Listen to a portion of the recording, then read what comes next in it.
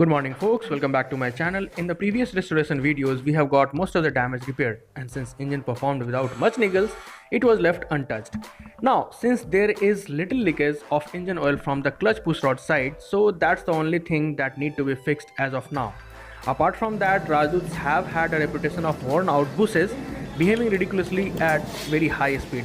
Basically that's beyond 60 km per hour, because anyway the top speed was limited to 90 km per hour. And that was it. So it's high time that we take it for a proper speed run to find out what else need to be replaced or for that matter fixed.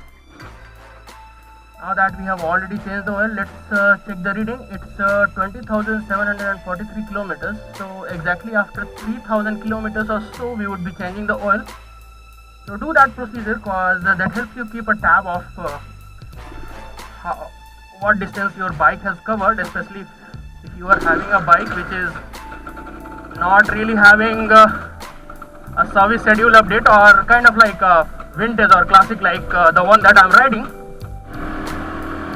Let's do a top speed test.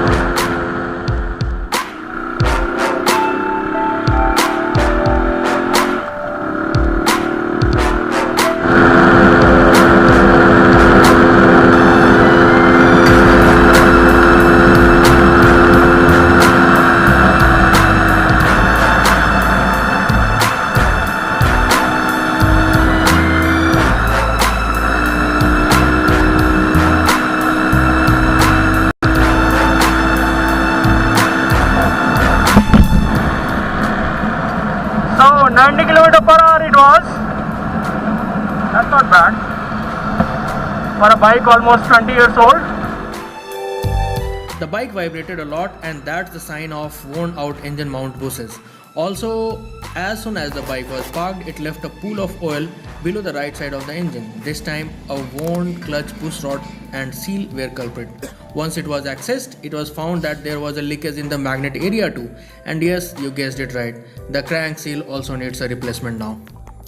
That didn't really call for taking the engine out of the chassis, but then there were worn out engine mount buses too.